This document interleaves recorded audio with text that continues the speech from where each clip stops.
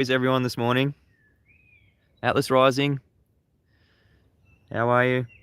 PJ Crookshanks, good to see you here. Michael Khan, my awesome patrons.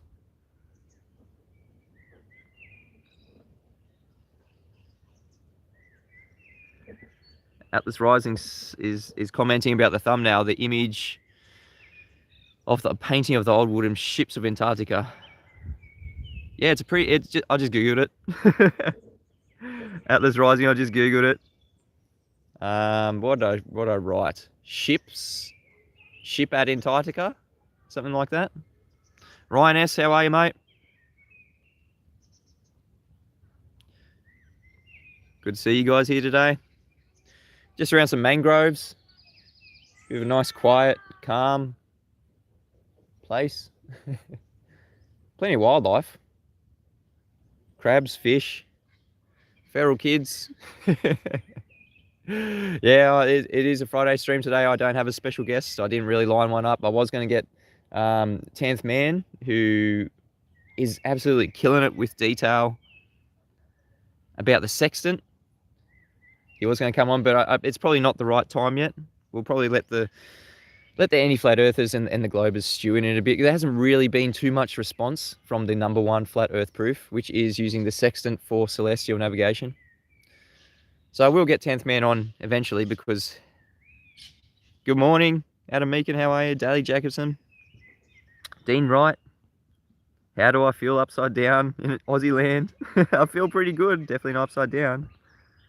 Hey, Au revoir says, oh, he thought I was going to be in Antarctica today, like on a class trip, a field excursion. Maybe one day. It'll be a special day if I do. True Niece, how are you, mate? You know, I was going to go to Antarctica a few years ago. There's flights from Australia that go on New Year's Eve, and it's the only flight of the year from Australia to Antarctica that you will kind of be down in Antarctica for what they call the midnight sun. Yeah, we can all go. If I go, we can all go. You'll all be invited.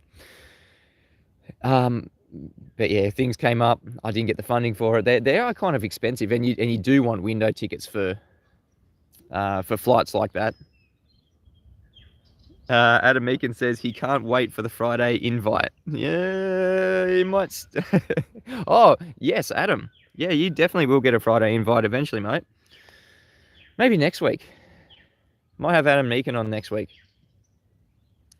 He is full of knowledge about things. Oh, Adam, one thing I would like to talk to you about that's not really flat earth related is CBD oil. That's one thing they'll be meaning to, because Adam, you're a chemist, I'm pretty sure. Correct me if I'm wrong, Adam. He does have degrees in chemistry. So it is stuff like that that can really of course, it's Adam's wife's birthday next week, so I don't think he'll be on. Alvin Wilson, how are you? Good morning. Yeah, Adam has a degree in pharmacy. Liz Baker says Antarctica is more protected than space. Well, space doesn't really need protecting because nobody can actually go there. Anyone can probably get a ship and get close to Antarctica, but how's that going to work for space? Yeah, like space tourism, that's as far as anyone's going to get when we call it space tourism. But as Neil deGrasse Tyson said, there's no real point going to space. You're not going to see the curvature of the Earth from that space tourism height of 58 miles. Isn't it funny? People thought they can see the curvature of the Earth from down here near sea level. Isn't that funny? When you can't even see it from 58 miles up, says PhD astrophysicist Neil deGrasse Tyson. Christian Siphon, how are you, mate? Flat. I like this name. Flat Earth Frank the Tank. Dusty Ryder, one of my awesome patrons. May as well shout out my patrons nice and early today. Thank you. Yes, I do have the kids here today. One of them's made a little fishing rod. One of them's going to make a little swing. It's kind of do their own thing. Hey, Janga. Catch any fish? He had a toadfish, but it jumped out. He's got a little Like a...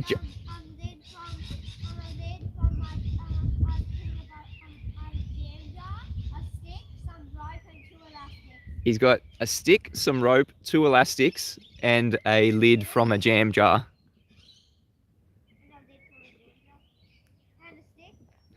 Good fun. Must be awesome being a kid. Especially a homeschool kid. Wish I was homeschooled. Rubbing it in their face. No, I'm not standing in the water. No, it looks like I would be standing in the water. No, this is just a beautiful spot here. This is Kalala Bay.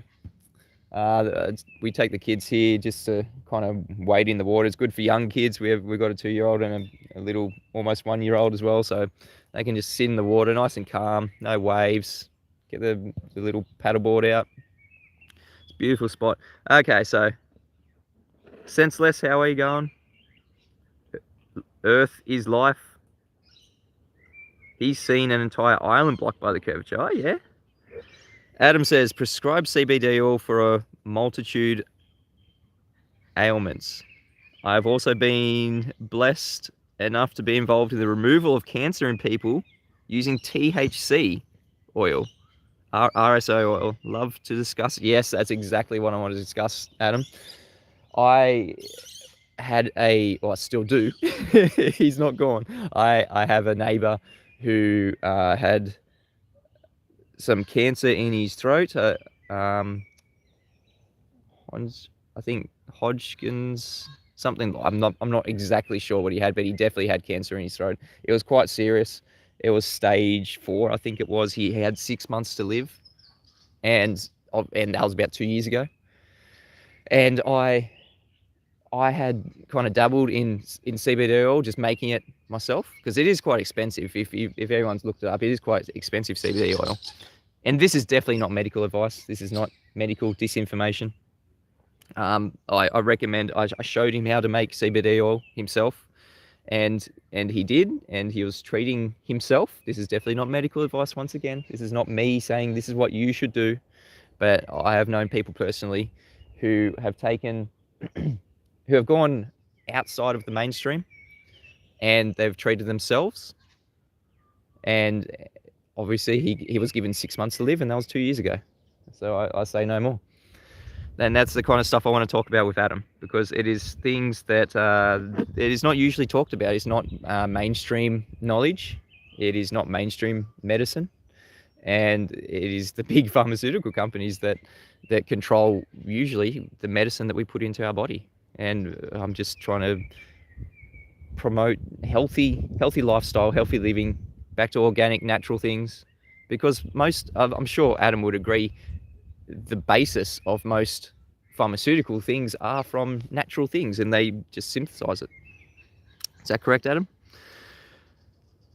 All right, today I'm going to have a bit of a non-Hodgkin's. Yeah, it might be non-Hodgkin's. Michael Kahn. Flat Earth Frank the Tank says he saw the curve from a fisheye lens. Yep. Flat Earth is life says flatness blocks light from the sun. Earth logic. No, it's just the law of halving. Yep. Adam says there's no profit in cures. And do not forget Mickey, Sleeping Warrior's dog. That mutt should be dead. Yep. I'm pretty sure Adam Meakin had a hand in What are you making, Gypsy? Just tying some rope to a tree. You don't know how to make a swing? We have to find a nice branch. You can't make it. How about you go and see Che, because Che's just looking for crabs at the moment. Why don't you go and see him? So can we make a swing? He lost his ball. our soccer star over there. Hey? Yeah, do you want to just go and talk to him and see if you can put a bit of rope over a tree to make a swing? So, I don't know where I was. How does the flat surface of the Earth block the light from the sun? It doesn't. That's the secret. Earth is life. You've got it all wrong. It's not the flat surface of the Earth blocking the light of the sun. It's not a physical blockage. That's what you anti-flat earthers, globers need to understand. I had a great conversation with someone who contacted me yesterday. Not sure if I'll mention his name. I haven't really talked to him about it, but I'm going to have him on. And he has studied all things refraction. And we had a really interesting conversation. He's going to put together a presentation about what real refraction is, what refractive effects are, and just kind of how things affect how far we can see. And one of the things he said to me, it just makes so much sense. I haven't heard people say it before. If we are seeing long distance, if we are seeing longer distance, then refractive effects are more negligible. There is less refraction the further that we see. And this is someone who has studied, I'm not sure if he has a degree in something, I'm not sure what the degree would be, but he has definitely studied refraction for at least a couple of years. He's done a couple of theses on refraction, and he detailed how when we are seeing too far. Hey, Inglewood, Ron.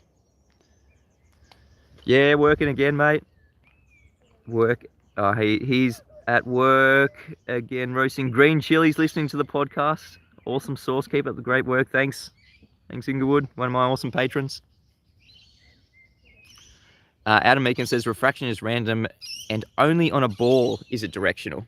Yeah, we're going to talk about refraction on a ball. I did mention to him, has he ever come across the term in his actual studies on refraction, 7/6R, terrestrial refraction.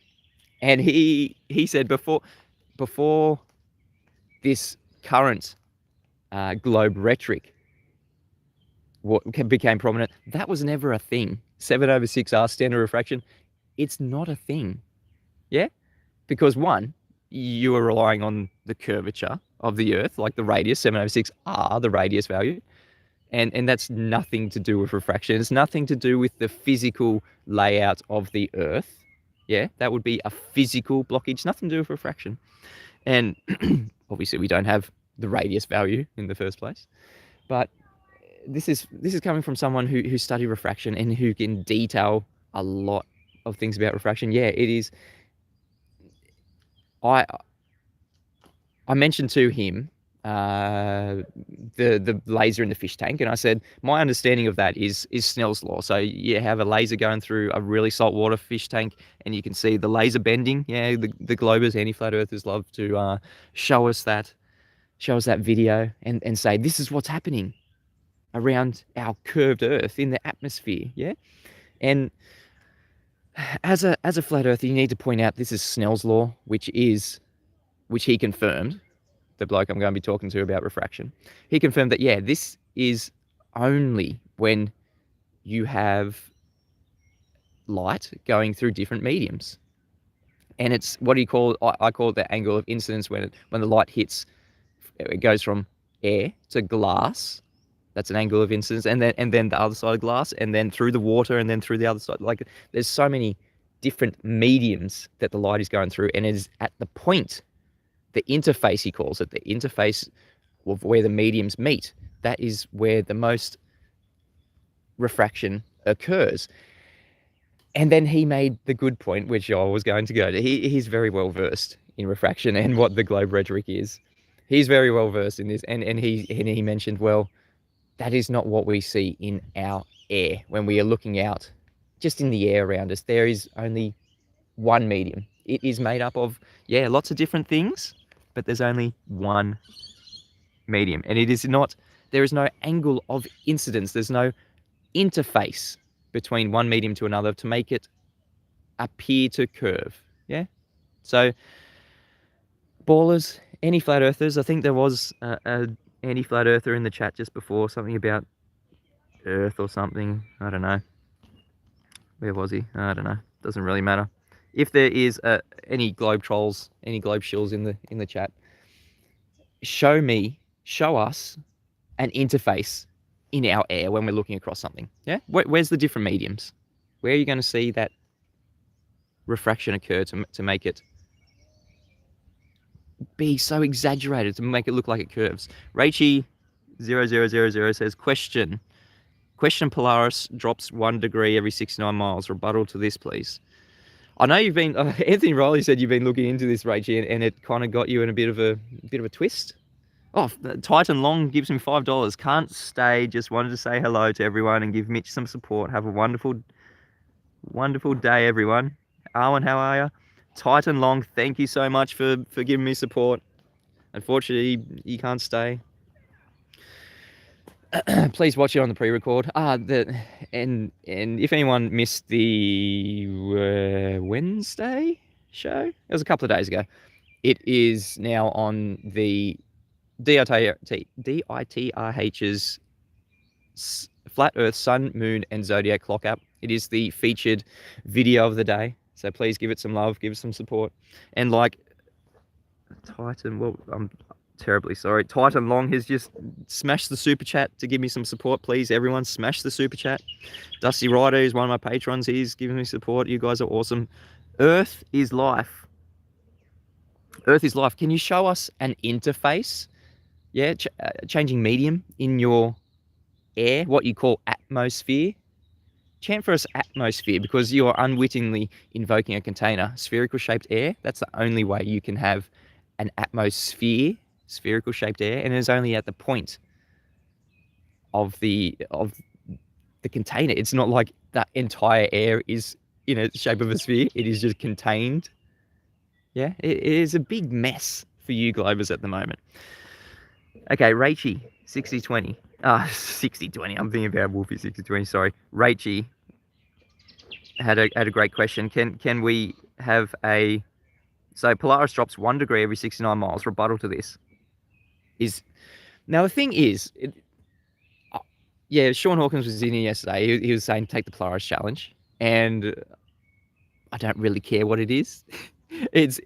I think it's something to do with going and doing real observations, which is on our flat Earth. So I'm not sure what he is hoping to achieve, because yeah, everyone asserts that for 1 degree you move from Polaris is every 69 miles. So from the GP point, how do you have a GP point in the first place? A geographical position, a 90-degree angle to something above your head on a curved surface. Yeah, ballers, globe earthers.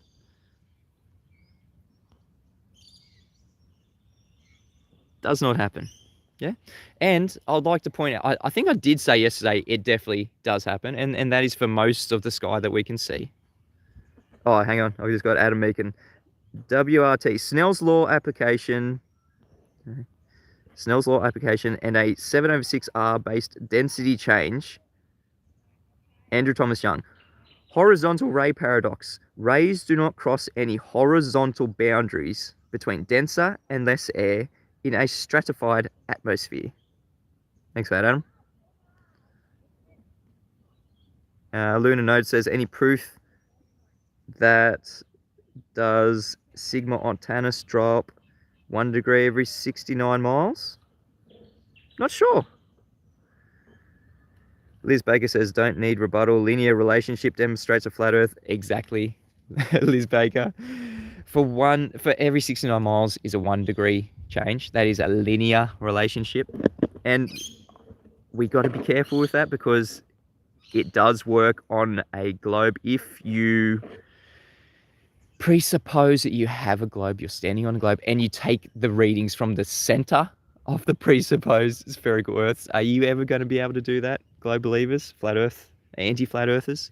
Inglewood Ron gives me $5. He says, everybody support this man and his family, doing an awesome job. Thank you so much, Inglewood Ron, for the support, for the super chat. Smash the super chat.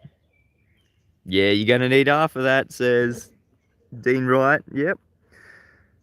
Adam Meakin, i.e. Snell's law does not apply to behavior of light in either the air or atmosphere. Snell's law does definitely not apply to the air or atmosphere. Yeah, we definitely need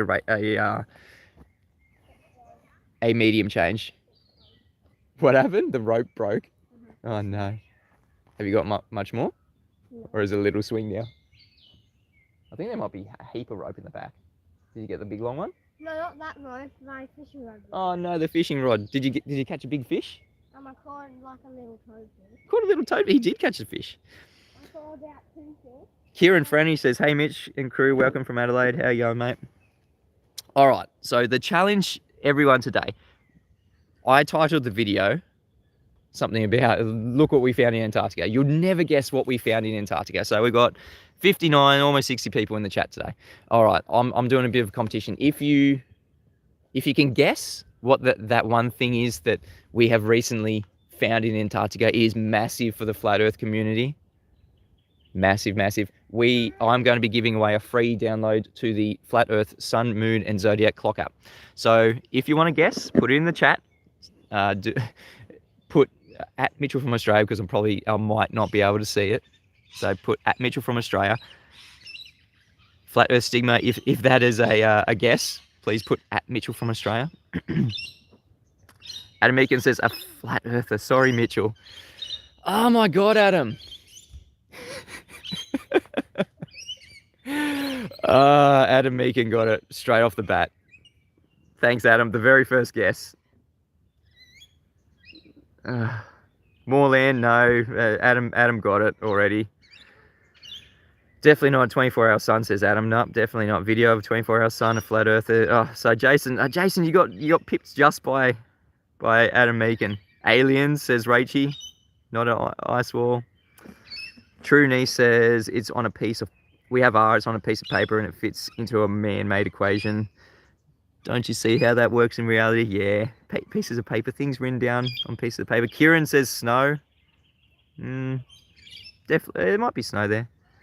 So yeah, Adam Meakin won the the very, very quick challenge to tell us, to guess what we found in Antarctica. I'll just show you this quick video. David Weiss sent me this. Look at this. Boom. We've got on the flat Earth. It's okay, Adam. It's a competition, and you won it straight off the bat. That's all right. If you haven't got the app, Dave. Let me see. Have I got the app on here? I definitely do. Adam, if you don't have the Flat Earth Sun, Moon, Zodiac Clock app, you now get a free download, and you can sign up to the Flat Earth Friend Finder, and that's where this image comes from, the Flat Earth Friend Finder. So David Weiss sent this to me with the little boom and the arrow. That's down in Antarctica. Someone has signed up. Someone has got the Flat Earth Sun, Moon, Zodiac Clock app, and they've signed up to the Flat Earth Friend Finder, and he's down in Antarctica. How cool is that? Here we go again. Says, what, a flat earther made it to Antarctica? That's fantastic. Yeah, it's pretty cool, isn't it? Adam, you are getting a free download of the Sun, Moon, and Zodiac Clock app from DITRH. I'm sure you're very excited. And the feature video today is my video of debunking Mr. Sensible's 31 so-called globe proofs. Yeah, it's very cool. A flat earther down in Antarctica. And I'm sure nobody is going to message, because you can message people on the app. You can message everybody on the Flat Earth Friend Finder if you just go and click on their little blue icon. So I'm sure nobody's going to click on his little blue icon and just let him know that we're all supporting him. Everyone go and click on it, say hey. I'm sure no one's going to message him and say, can we have video of a 24-hour sun? Because that is something that we're all begging for, isn't it? Yeah. So yeah, very cool. There is a flat earther, or at least someone who has signed up to the Flat Earth Friend Finder. Yeah, from Antarctica. Very, very cool. Hey Gypsy, do you want to say something? No, just chilling. That's all right. If you want to say something, I'm here. Rachie says, I'm sure he's not going to find friends in Antarctica except some penguins. Who knows what's down in Antarctica? Like I said, I was going to take a flight down to Antarctica just to see the 24-hour, well, the midnight sun, they call it. So in summer here on New Year's Eve, obviously being summer and the sun is longer, it would be very interesting if there was a midnight sun. Not that it would really prove anything, back 3 years ago, I thought it might prove something. Papa, where's the old bus? I think the boys have them. Getting a bit hungry down here. I'm always hungry. You're always hungry. You're like Hulk. Always angry. Your superpower is you're always hungry. Now go and see the boys. They got the oats bars. Yeah, yummy. Adam says, I heard, oh, Earth is life. Lol, I thought nobody could go to Antarctica. No, you can definitely go to Antarctica. Nobody has ever gone from one side of Antarctica to the other side. Earth is life. Thank you for the super chat, though. I really appreciate it. Smash the super chat. Adam Meakin says, I heard this is legit address and not a joke. Adam, are you talking about the guy in Antarctica? Yeah, it's definitely not a joke because yeah, it uses your location. So for one, he does get internet down there. Yeah, that's my iPad. Hey, no, what are you doing? Any more? You're bored? Why don't you go and find some chains and locks in the bush again? What did you use it for? Did you put it to good use yesterday? Yeah. Excuse me. Thank you everyone for joining me here on Flat Earth School. Yeah, Adam Meakin says, yeah, it's definitely legit because, hey, no, you're not going to be far in the bush.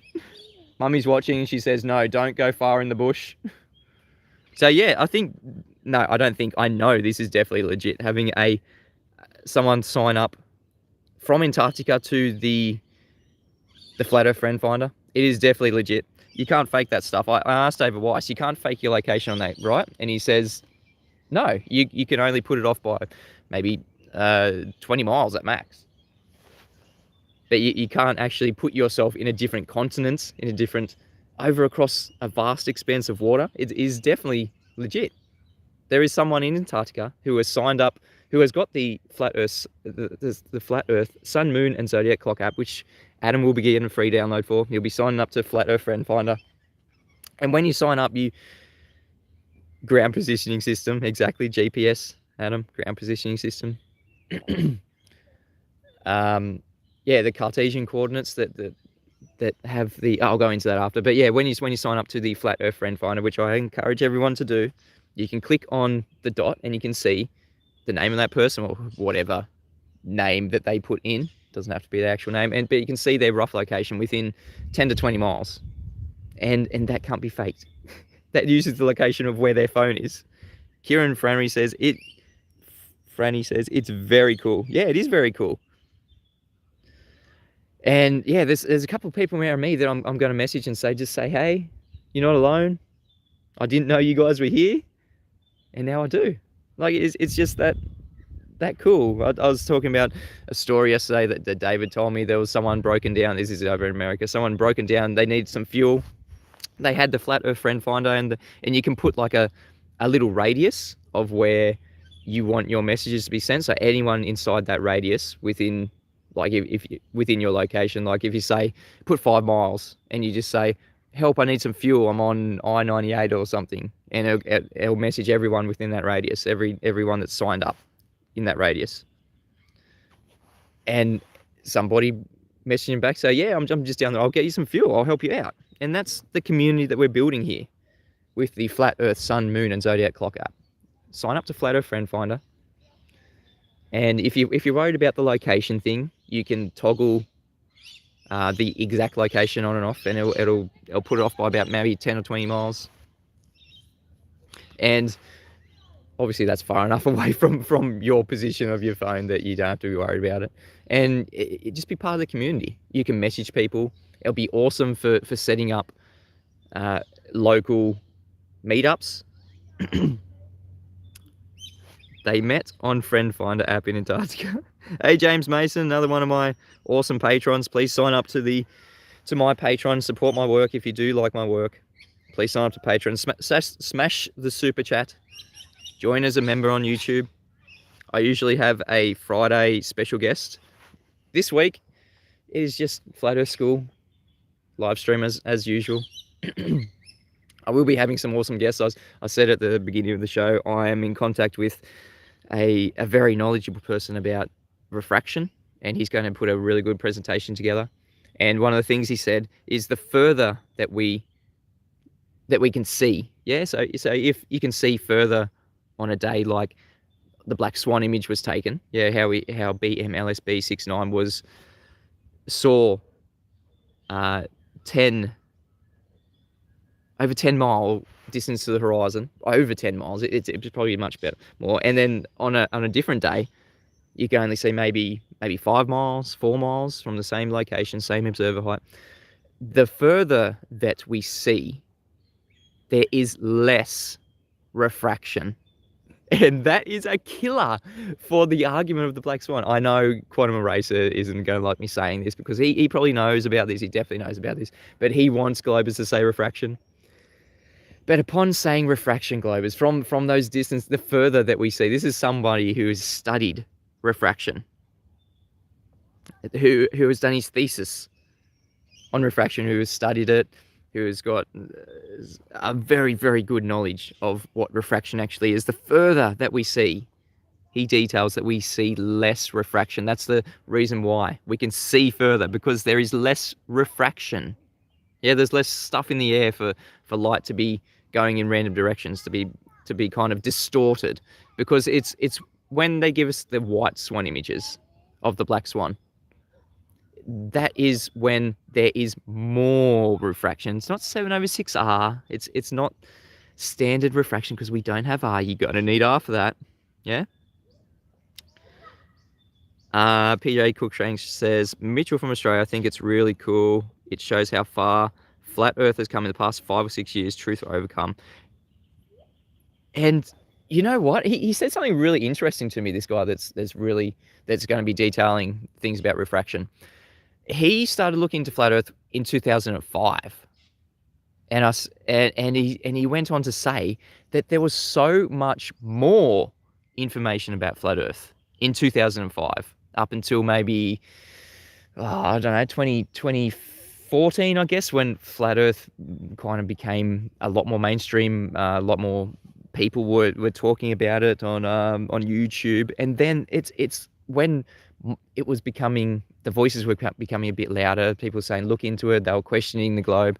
That's when the information started dropping off. It's really interesting, and that's a perspective from someone who's been looking into flat Earth, investigating flat Earth for a better part of probably 16 years.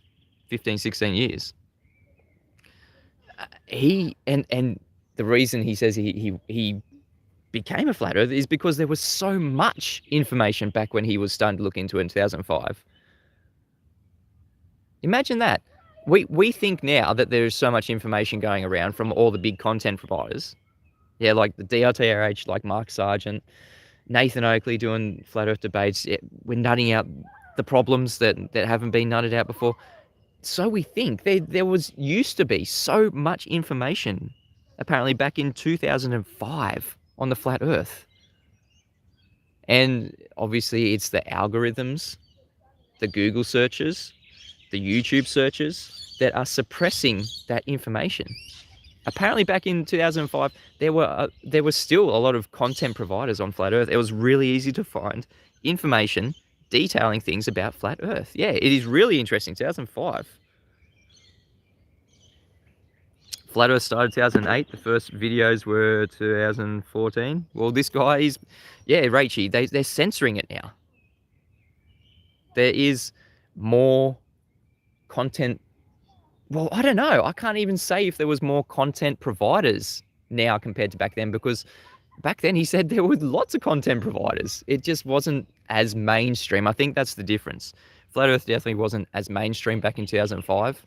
I'm sure, I don't know. I can't remember back in 2005, like up until probably the first time I heard about Flat Earth seriously was probably 2014 when Eric Dubay came out with his 200 globe proofs, 200 flat Earth proofs. I'd like to see 200 globe proofs. I've got a list of things I started yesterday, 100 things wrong with the globe. But 200 globe proofs? Nah, just give us one. Just one globe proof, as Mr. Sensible tried to give us the other day. If you've got the Flat Earth Sun Moon Zodiac Clock app, you will see my video from a couple of days ago, debunking Mr. Sensible's 31 globe proofs. Go and get the app, download it, watch the video. And the reason why Mr. Sensible did that was he was trying to get some Bitcoin, trying to get some money. David Weiss is offering 3 Bitcoin to anyone who downloads the app. These are the criteria which Mr. Sensible was disqualified from the beginning, because you have to download the app, you have to watch the daily video for 2 weeks, and you have to come back to David Weiss and give him just 1 globe proof, and you will get 3 Bitcoin. Awesome. Yeah, Mr. Sensible rubbed his hands together. He thought, yeah, I can do this. Yeah, so he came back with 31. Didn't download the app. Disqualified. Didn't watch the videos. Disqualified. Didn't give us 1 globe proof. Disqualified. And I absolutely debunked 31 of his globe proofs, what he's saying. And apparently he's going to be doing a little clapback video on Tuesday, so that'll be interesting. Hey, what's up? Hi. You good? I'm bored. You're bored? I want to swim. You want to swim? Did you bring your swimmers? No. No, that's a problem, isn't it? Toadfish in the water? So yeah, that's going to be interesting. Mr. Sensible is going to give us a bit more content. And as I detailed, you flat earthers, you're on notice. I'm out here doing this daily. Nothing's going to get by me. I'm not the only one. Arwen, subscribe to Arwen. ARWIJN. He does a daily live stream show as well. Go for 2 hours now. Imagine doing this for 2 hours. Awesome, Arwen. You've been on fire the last couple of days. Subscribe to Arwen, ARWIJN. Flat Earth Early Bird show. He's out here doing this daily. Nathan Oakley has a daily debate channel. Nathan Oakley, 1980. Anyone can join in the Discord server and debate about Flat Earth. It is daily. I'm doing this daily. Flat Earth School, daily. Yeah? Where there is so many awesome... Whoop. Got a massive cockatoo just over here, decided to come land and tell us a bit about his day. Think he's a bit hungry. Let's see if we can zoom in on him. Rick Spillman said Nathan is a globe slayer. Absolutely a globe slayer.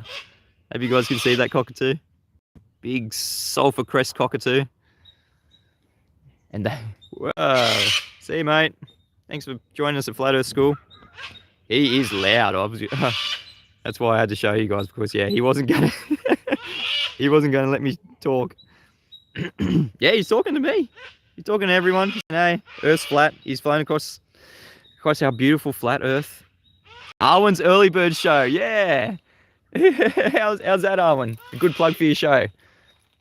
The early bird just came down and said, "Oh, now he's funny muting me in the background." Arwen's Early Bird Show. The sulfur crested white cockatoo just came down and said, "Sign up to Arwen's Early Bird Show." Yes, 7 days a week. Teach the bird to say flat Earth. Yeah, it's one of the many birds in Australia that can talk. They usually say, "Hello, I'm a pretty boy." It'd be awesome having a bird saying flat Earth, wouldn't it?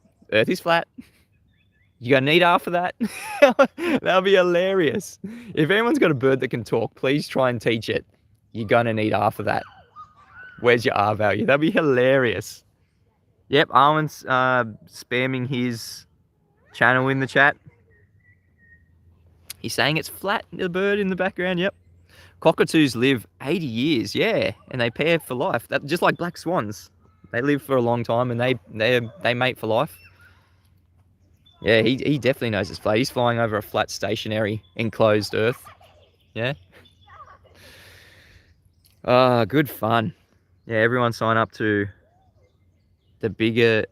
They get bigger than I thought. Oh, they're huge. They are massive, yeah. We've got some big birds in Australia. Like the bald eagle in America. That's a very famous breed of eagle. And that's really, really small compared to our eagles here. Like our eagles, the wingspan's over 2.5 meters, the wedge-tailed eagle. And they stand, when they're just standing on the ground, they're over 1 meter tall. They are massive, massive creatures. And that's a flighted bird. Like we got the emu, and they're massive birds too. But a flight, they're flightless. But a bird that can fly, a wedge-tailed eagle, one of the lesser known eagles of the world, they are huge. Over 2.5 meter wingspan. Should see those things. Big Aussie birds. Yeah, the emu can't fly. It's got little wings. It's pretty funny to see their little, when they run, they kind of put their wings out like a little gimpy hand. They're cool. They'll go, yeah. They'll chase you down and give you a good kick and a peck. You don't want to see them. They stand over probably 2 meters high, I think, when they're rearing up here. We've got some awesome animals here in Australia. No emus around here. Lots of kangaroos. Definitely lots of snakes. Lots of deadly spiders. John Fur sends me $10 Canadian. Thank you so much, John Fur. I think it's a super sticker. The first super sticker I've had. A little flying pear. That's awesome, John Fur. One of my awesome patrons. Thank you a lot for supporting me, smashing the super chat. Birds migration could be a good proof of not being globe. Yeah, there's Arwen says we've got a big flock of wild green parrots here these days. That's cool. Parrots are awesome. They're so beautiful. What was that? Birds migrating could be a good proof of not being a globe. Yeah, there's pelicans that I know of. We were watching this massive flock of pelicans, and if anyone's seen the like birds going around on the thermal winds, just going round and round and round to get some height, and then yeah, pelicans been recorded to go thousands of kilometers, thousands and thousands of kilometers to find food. There goes the sulfur-crested cockatoo. See you, mate. It's nesting season at the moment. There's lots of babies around. There's down in our pond. There's some black swans. I'll probably go down the pond because that's where I made my video about with the roundabout, with the drone on the roundabout. I want to do that live demonstration one day. G'day, Iron Horse. How are you, mate? Sorry I'm late. He says, bloody poetry. Along with butterflies. Yeah, butterflies. They have a large migration, Adam. I wasn't aware of that. That's cool. Learn something new in our beautiful flat earth every day. I'm just trying to zoom back out. Hey, you going to dip your toes in the water? Getting a bit warm today, isn't it? It is going to be a cracker day here in this part of Australia. I think it's going to be like 28 degrees Celsius. Some king parrots just flying past. Lots of flat earth early birds here, Arwen. The sand's a bit cold. It's going to be an awesome day. Spring has definitely sprung here. We're well into spring. As I said, we've got some black swans down the local pond, and they've got some offspring, some baby black swans. I want to get them on camera one day. They're really cool. I love black swans. I love that they mate for life. They have the same partner, and they live for decades. Really cool. Level Up says some butterflies go 1,000 miles to mate, but the babies born there somehow know where their parents came from and fly back. That is so cool. Yeah, just animal migration like that. That is really cool. Another thing that our kids like to do, just a little homeschool fun observation, a bit of a biology class, is they collect some cocoons that they see sometimes. Or our 8-year-old, he can kind of tell when he's been studying this for a while, obviously. He can tell when a caterpillar is about to cocoon, and he's got a really good setup. He's got a nice little kind of mesh sort of enclosure that he puts them in, and he knows when they're about to cocoon, and they go and make their cocoon. We study them for a bit. It's awesome what the transformation that caterpillars go through in that cocoon. They pretty much turn themselves to mush. It's not like they're kind of growing out of the, like they're not kind of growing wings out of their back or anything. They literally turn themselves into kind of a mushy paste, and then somehow turn themselves into a totally different creature, a butterfly with wings that can fly. It's amazing. Caterpillars are amazing, and that's even more amazing that that it was just detailed by someone in the chat that butterflies can fly up to 1,000 kilometers to mate, and they lay eggs there, and then those babies, when they grow into butterflies themselves, they know where to get back to where they came, to where the parents go, to where they came from, where they flew back from. That's amazing. Amazing stuff. Yeah, Iron Horse, we definitely got a beautiful beautiful wildlife here. Birds, marine animals. As you guys saw the other day, I was standing in the waters with some sharks. That's just some of the things we see here on our Flat Earth School live streams. Butterflies are a blessing of nature. How you going? Here we go again. Thanks for coming in. Yeah, there's poisonous caterpillars. That wouldn't be too fun. Yeah, always up here, up early here, doing the live stream. The sun.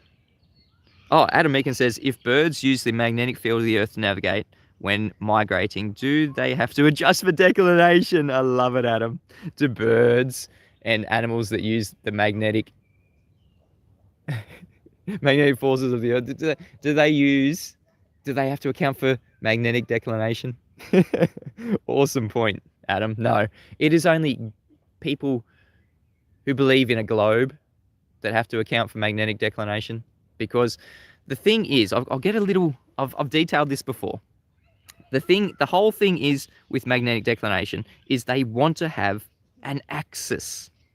Yeah, I'll try and get a good picture up of what I'm talking about. Here we go.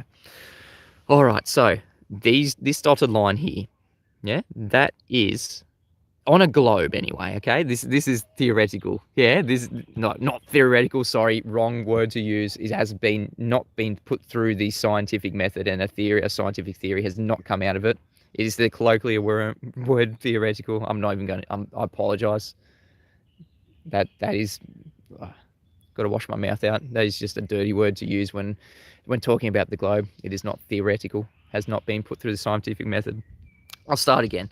Okay, so the rhetoric of the globe is, yeah, this is the North Pole and this is the South Pole. Yeah, and you can see this line here is what they call the tilt, 23.45 degrees. Yeah, and the only reason why they have this tilt is because they're looking at Polaris here, the northern point of rotation. Yeah, that's above Polaris, and they say that 90 degrees to that on their globe is something they call true north, and that is one point of their axis. That's the northern point of their axis. Yeah, and the southern point is Sigma Octantis. They look here in the south.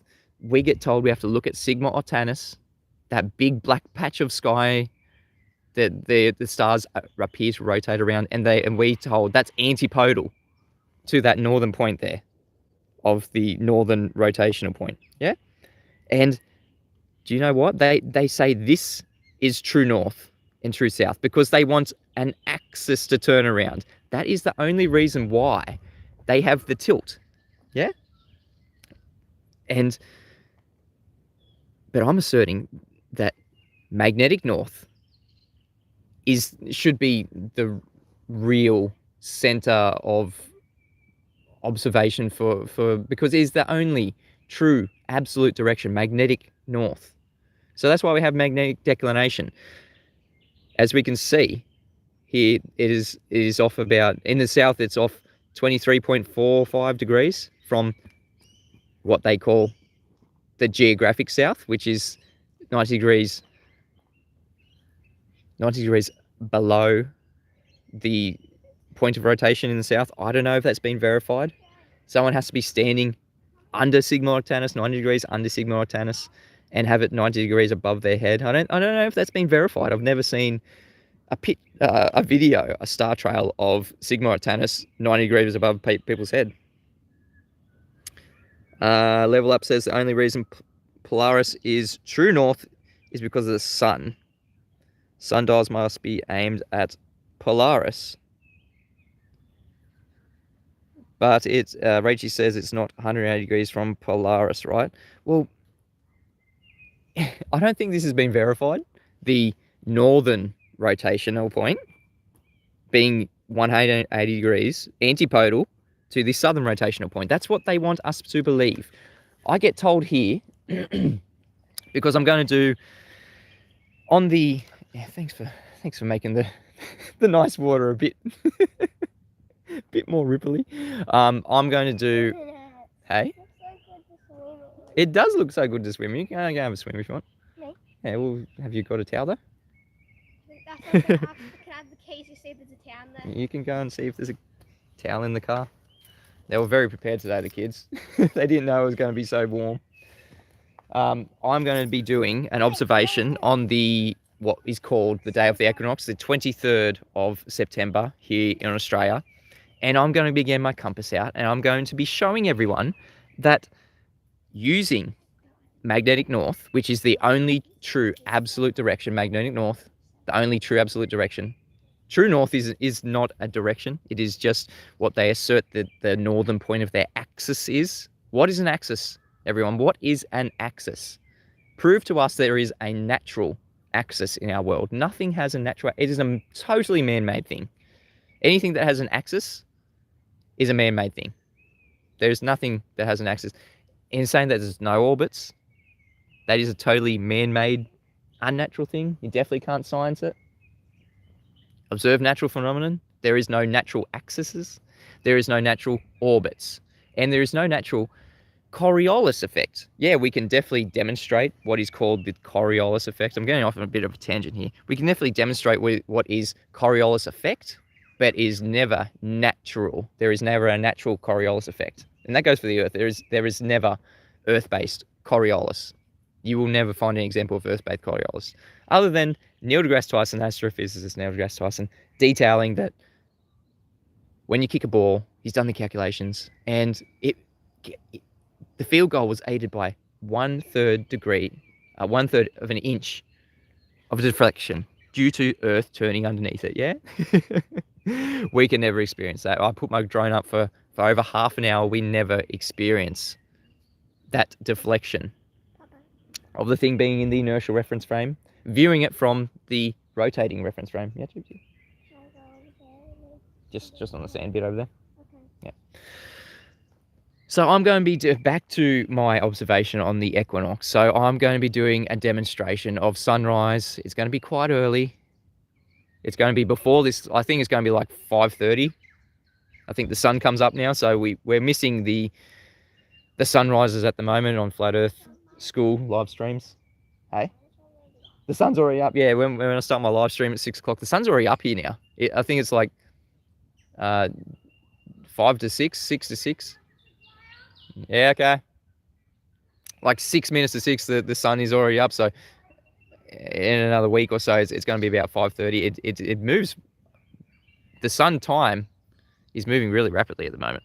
The sunrise time, sunset time, and the direction of where the sun rises is meant to be 90 degrees on the equinox, and is meant to set west, exactly west, to 70 degrees. And that's meant to be everywhere on Earth. And that is one of the reasons why they assert that we have magnetic declination. Because we're not actually, we're told that the compass lies to us. Yeah, like many other things. Our eyes lie to us.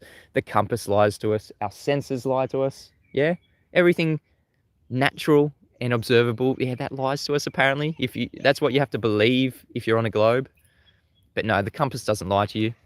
We don't have to account for magnetic declination because there is no globe. You have to prove that there is a globe. You have to have a radius value. But the only reason why we have magnetic declination is to assert that we have an axis point. That northern rotational point of Polaris is antipodal to the southern rotational point of Sigma Orientalis. Yeah, an axis. Prove that we have an axis first before you go asserting it. Prove your claims. They're just baseless assertions. So that is what is called a geographic north and south. Yeah, directly 90 degrees above the northern rotational point and southern rotational point. And the only reason why we have magnetic declination is because magnetic north and south aren't on those, are not underneath those rotational points that they claim there's an axis. So that's why we get images. I'll get the image back up. That's why they say we have a tilt. In the south here, the magnetic south is off by 23.45 degrees from the geographic south. Yeah, they say that 90 degrees above our head here is Sigma Orientalis, and 23.45 degrees is where the southern magnetic pole is. Yeah. So if you, the only problem is that can't be verified on a globe. Yeah, we cannot verify that. Number one, we have a globe. Number two, we have an axis. Number three, we are antipodal to that northern rotational point. Yeah, these things cannot be verified, but we can absolutely debunk them with the aid of a compass. And that's what I'm going to be detailing on the 23rd of September. I'm going to be doing a very early live stream to see where the sunrise comes up. And if you look up time and date, yeah, it says it's going to be 90 degrees. And you look on the map and you do a bearing from a location wherever you are on Earth to where you know the sun is going to come up. And the bearings on the maps, it is actually built in. Magnetic declination is already built into the maps. So when you use bearing on the map, they use geographic north, not magnetic north. So when you're looking at something, if I have a compass here and I'm lining up something out there and it says 50 degrees, yeah, I look on the map from where my location is to where that thing is, and it will not say 50 degrees on my compass because I haven't accounted for magnetic declination, which is a fake thing, which is they tell me that I have to, well, in the south here, I have to take Sigma Octantis as geographic south. Apparently that's true south, and I have to do a bearing off that. So if I look at Sigma Octantis, I have to go 90 degrees, and that will be my east and west. And that will be apparently where the sun rises and sets. And that's what they want you to believe on a globe. They want you to believe there is a tilt. So the only reason why they assert there's a tilt is because they see things in the sky rotating, and they say that is geographic north and south. Around those points, they're saying that is the axis. And the tilt is compared to the magnetic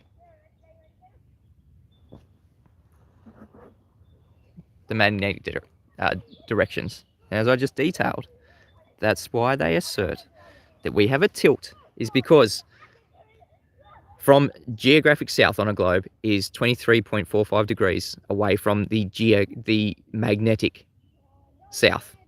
Yeah, that's the only reason why they assert we have a tilt. Absolutely. Unequivocally.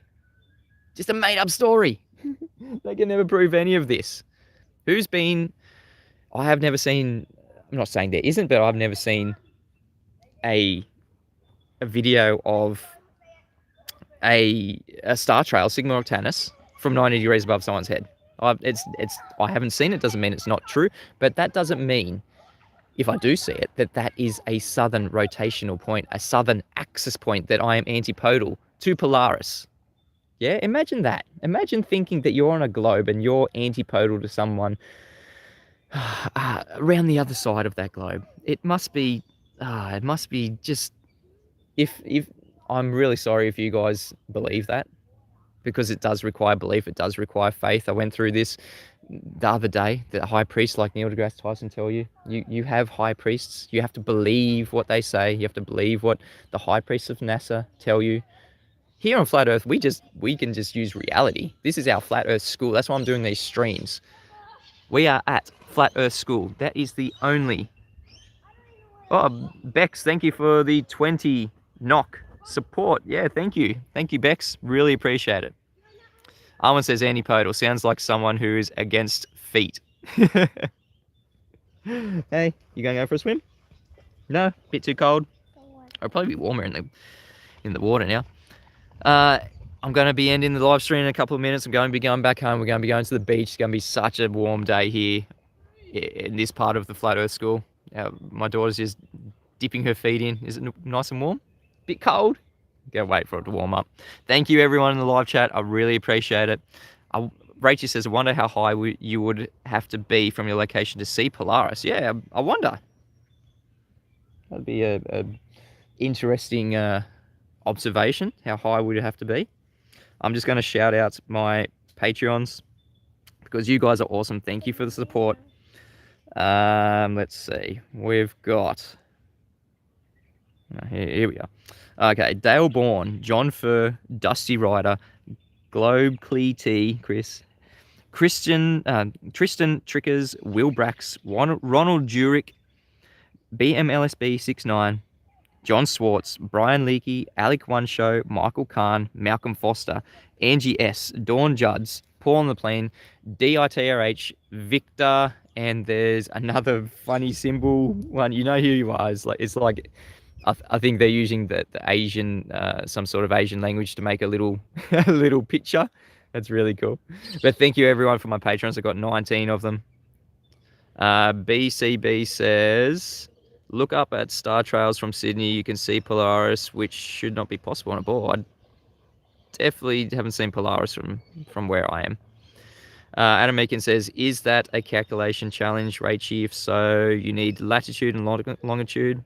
I think Rachie, were you saying take the Polaris challenge? Or is it that Rachie was asking how high you would have to be to see Polaris? Arwen says if everyone just washes their feet, they're not all that bad. Thanks for that bit of information. When everyone wash your feet, you'll become a better person.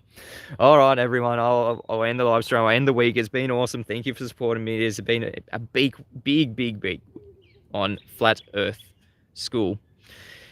If you feel like the world turns on you, turn to Flat Earth School. It is around you 24/7 since the beginning of existence. I've been Mitchell from Australia, just a student like you guys, just learning about our beautiful Flat Earth School around us. The teacher is our Flat Earth School. All right, guys, sign up to Patreon, smash the super chat, like my videos. You can find if you have the Flat Earth Sun Moon Zodiac Clock app, one of my videos is the featured video. Please give it some love. It is the 31 globe proofs that Mr. Sensible gave us, absolutely debunked. Thank you to everyone. Sign up for the Flat Earth Friend Finder. Go over to Nathan Oakley channel right now. He's premiering a uncut after show version. Go and subscribe to Nathan Oakley 1980. Until next time, enjoy your Flat Earth School. See you guys.